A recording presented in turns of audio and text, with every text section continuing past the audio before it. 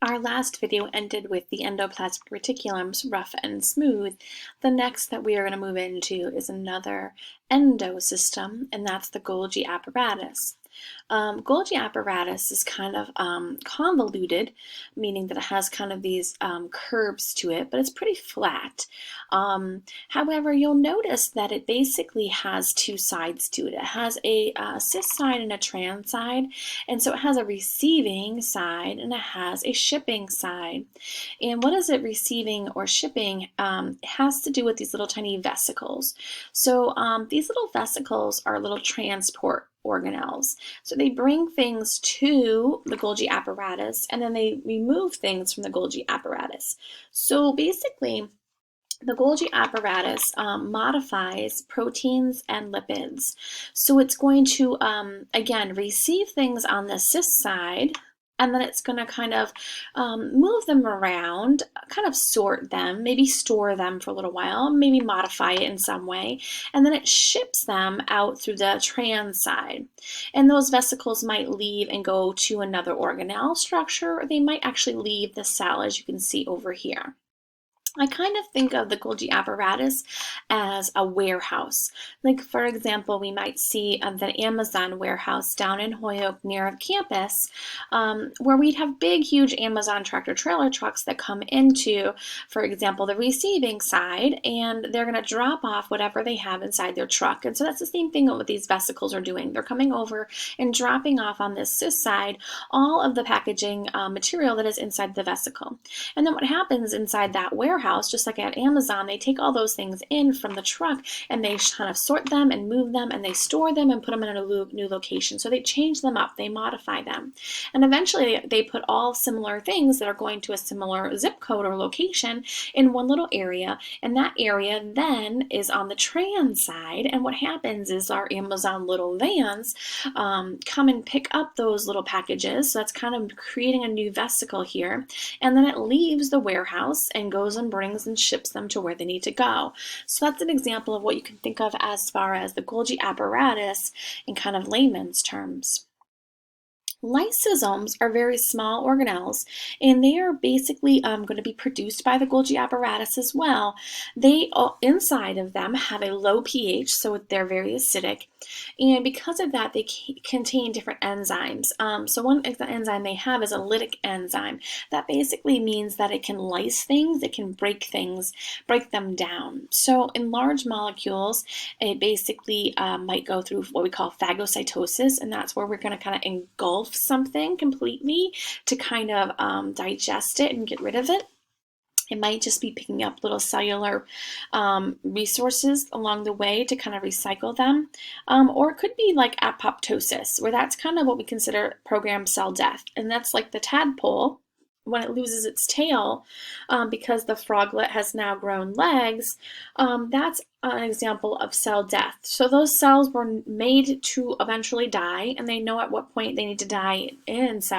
And the lysosomes will do that. They will kill a whole entire cell, especially if the cell is not performing properly, or the cell does have something foreign in it, and it's able to basically do that. So the lysosomes basically will kill a cell or digest organisms around it. So here's an example of a lysosome. In some organelles, they had food vacuoles. We don't have a food vacuole, but some organisms do. And so the lysosomes have to meet up with these food vacuoles in order for the organism to actually digest its food. So when these two little vesicles meet up with one another, their plasma membrane kind of joins, and so they become this oval structure. And what happens then is the little enzymes from the lysosome will break down this food molecule. So that's how digestion actually occurs within these certain organisms, because they don't have a digestive system like we do. So again, here's an example showing our nucleus. Here's our rough ER.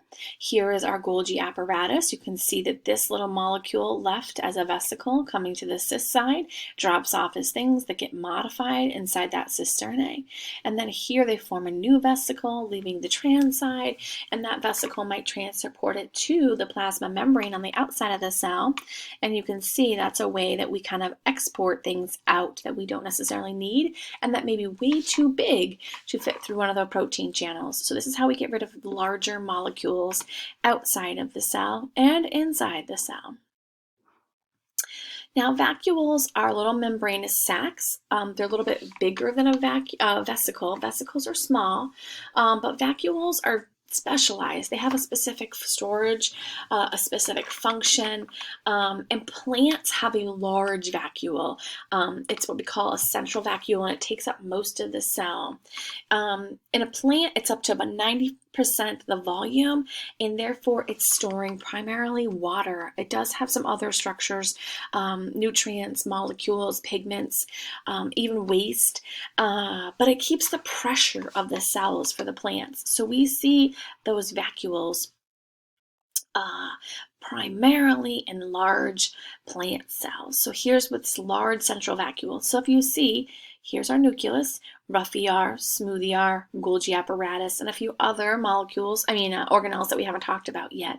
But here is this large central vacuole that is going to house and store water, because plants don't know how often they're going to receive water, and they need water to actually produce their own food, because they are what we call autotrophs.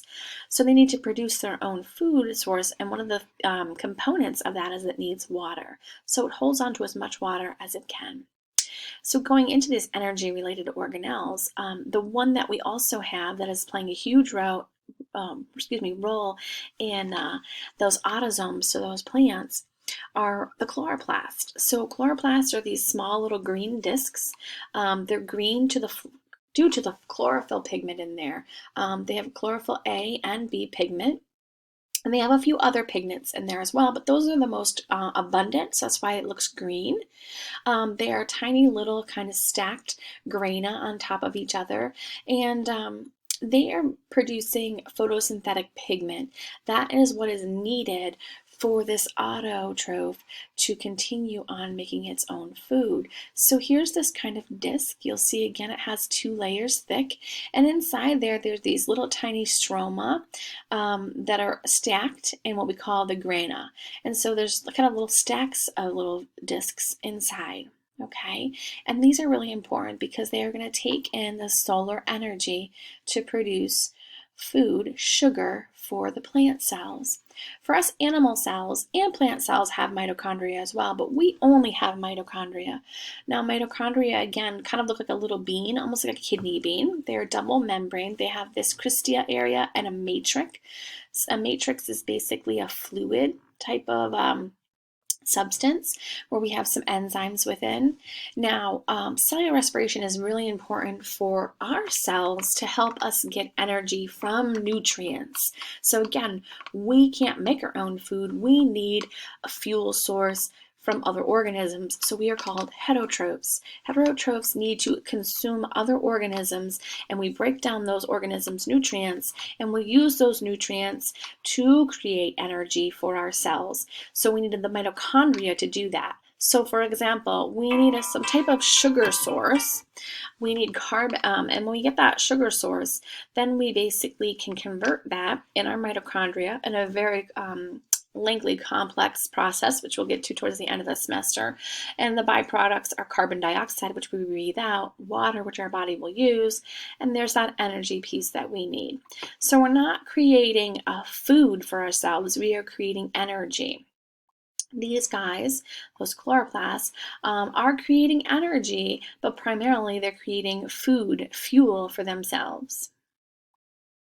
So here's our mitochondria structure. You're going to see that there are a multitude throughout the cell. There are many of them. They, again, like I said, they kind of look like a kidney bean. You'll see that they have this cristia area, and they have a matrix, and all of these under other little kind of mitochondria in there. So mitochondrial DNA inside the mitochondria.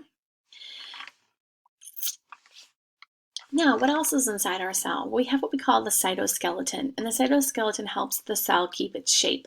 It helps move the cell or the organelles. And so a lot of times we have tiny little macro fibers or microtubules within the cell. So you can kind of see him here. They're kind of fluoresced for us. They're kind of purpley and yellow throughout, and they help us keep the cell. So what are some of the examples of different cytoskeletons? So when we have microfilaments, they are very thin, 7 nanometers. So again, I'm saying nano here.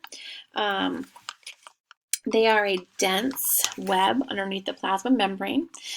They form tracks for the chloroplast to move in, so the chloroplast will move around in the cell. And they help when cell division occurs, so they help to kind of pinch the cells into 2 new cells. A secondary is what we call the intermediate filaments. These are a little bit bigger, not very much, 8 to 11 nanometers, and they're going to again help support the plasma membrane and the nuclear membrane. The last here is our microtubules, and so these are a little bit bigger. They're 25 nanometers, and they're usually considered hollow. And these are examples of what we call centrioles. Let me write that real quick. Centrioles, and these are important, and they're only in animal cells, centrioles for example, because they allow for cell division. They come in a pair, so it's a pair. And one sits upright and the other one sits at the other with a 90-degree angle. So one sits vertical, the other one sits horizontally, and they're really important for cell division. So they kind of hang out. They're dormant most of the cell's lifetime, but they hang out near the nucleus. And they're important when the cell decides that it wants to divide and create a new cell.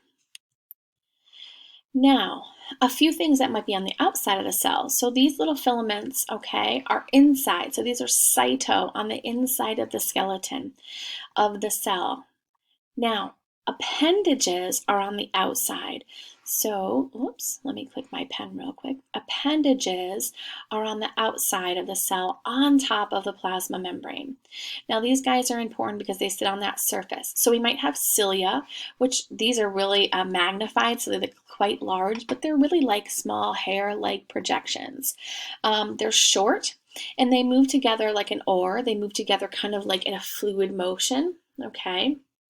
So you might see that. We see cilia often a lot in our respiratory system, for sure, because they're little tiny hairs that might catch microfibers.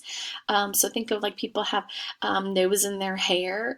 That's not quite cilia, but as we continue down the respiratory system, there are these hair-like projections that get much smaller, and they catch debris and move it out of the respiratory system when we cough or sneeze. Flagella are usually 1 or 2, but they're really long. Like this guy is really long, so we call this a tail. So as you can see, this has cilia on it on the surface, and it also has that flagella. They're very long, and it has kind of that corkscrew movement, and it really helps things move. So this is a major mover. So like an example that we often think of is a sperm cell. A sperm cell will have this head area and this long tail, and again, it's supposed to move that sperm to where it needs to go. Ultimately, it wants to find an egg, so it needs to travel sometimes a distance to find that. Now, outside of the cells, so on our plants, we have cell walls, okay? They have a plasma membrane, but they also have a cell wall. So they have a plasma membrane plus a cell wall. So thinking back to looking at our bacteria cell, they had the same thing, a plasma membrane, a cell wall, and then they have that outside capsule. And this is really rich with cellulose, which is a type of carbohydrate, a starch. In their matrix, we might have some sugar and protein and detecting other things inside the cell. So we have these receptors. So there's lots of protein receptors that are important because they're kind of communicating inside the cell versus outside the cell. Now, cells, particularly our cells, but even plant cells as well, we know we're a multicellular organism. So that means cells are next to each other. They kind of make sometimes what looks like a wall, right? So here's a cell touching another cell, so on and so forth. Or maybe they're circular looking cells, or maybe they're flat looking cells. All cells have different shapes. So think of our body. We have skin cells, nerve cells, muscle cells, multitudes of different types of cells, and they all basically look different. and their structure defines their function, so what they do. But these cells need to actually talk to each other. So basically, there needs to be communication between the cells. So they're tiny, tight junctions. So one cell is touching another cell. So their plasma membrane might be touching another plasma membrane. Or over here, if this is like a plant, a cell wall is touching another cell wall. Desmosomes anchor. They fasten the cells together. So in between here, there's the tiny little anchoring that are kind of holding everything tight together to create that tight junction.